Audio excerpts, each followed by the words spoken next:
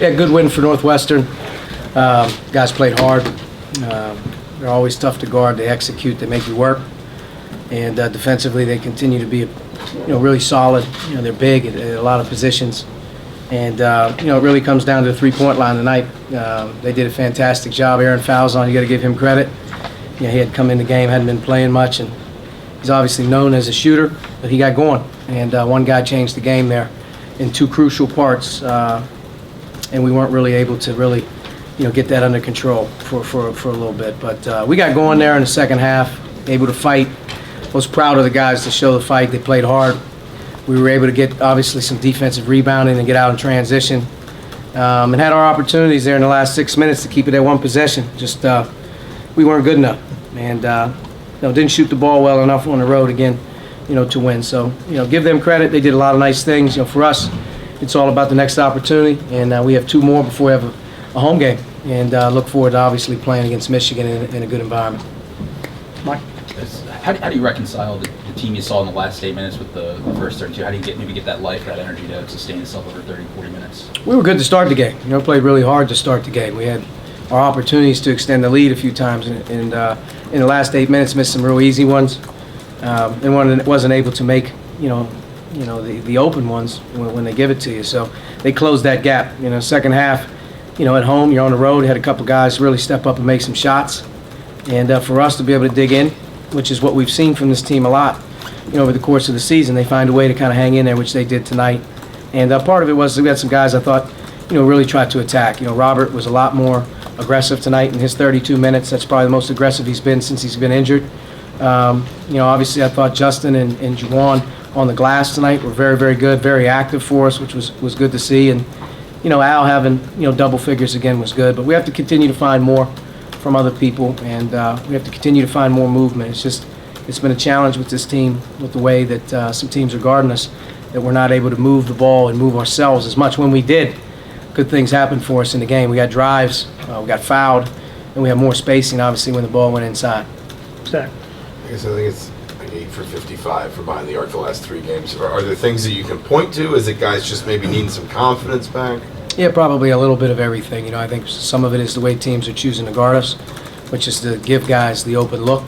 And some guys got to step up and knock a couple down. That's part of it. You got to respect. They got to show you some respect when you're open. And then the other thing is, obviously, I never imagined this team. Our 3-point shooting percentage on the season has been good up until about the last couple weeks, but we've never shot a lot of them. That's not who we've been. And being able to get to the foul line, being able to score the ball from 2 at a high percentage has been what we've done all year. And I think teams are obviously adjusting, trying to take that away. And we've got to be better and figure different ways out to recreate, some of our, like I said, movement. We have to be able to be harder to guard, not as much stationary. But, yeah, definitely. We're not shooting the ball real well right now. Good.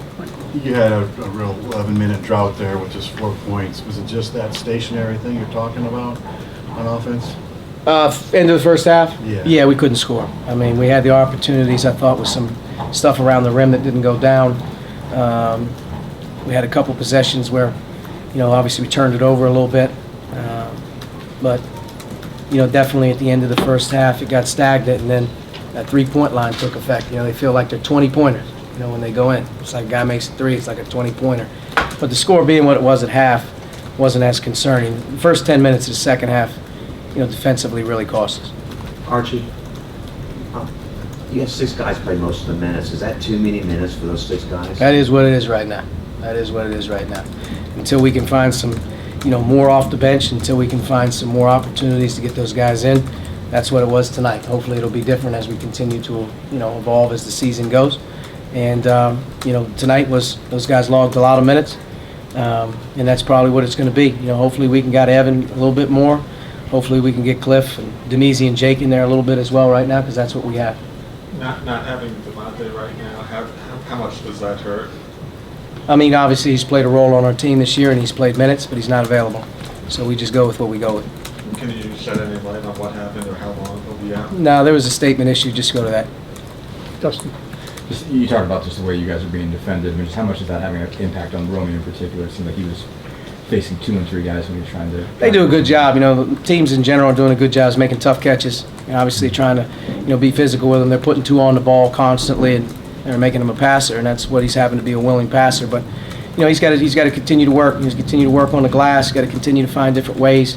Right now he's got to, step back around that 3-point line a little bit, and he'll, hopefully he can make a couple more. But, Romeo's not the problem. He's playing hard. He's, a freshman playing 35 minutes a game. And you know what? You can't ask him to score 25 points every single game. Teams obviously know he's a pretty good player. We got to get some other things going for him and some other guys stepping up, which I think will help. But I'm not concerned about him. Last question, Stu. Race participated in the pregame warm-ups tonight. Yes. Just how much closer do you feel like he is to getting back into live action? We'll see. Race has been cleared for the first time for full contact. He's participated in our last few practices. It's been about 10 weeks where he hasn't done anything. I don't mean done anything, but obviously from an up-and-down basketball 5-on-5, he just started with that. He wasn't going to be available to play tonight. Moving forward, as he continues to practice, we have to just make a decision. But, I wouldn't be surprised if we don't go with Race here down the stretch if he can help us. Mike, go ahead. When you're trying to steal some minutes for Juwan and Romeo around the under-8s, how do you kind of balance whether you stagger them, the substitutions there, having them off the court at the same time? Yeah, it's tough, but when you look at the medias, and hopefully the medias come within a reasonable time frame, whether it's 45 seconds or 23 seconds, you hope you can get a quick blow there in the timeout and then get them back. But typically, you'd like to stagger them, have one on them. But at certain times, they both need a blow, and that is what it is. We just try to find, obviously our opportunities to get them quick ones and then medias and do it. Those guys, they got to be on the floor for us. All right, Coach, Thank thank you. you.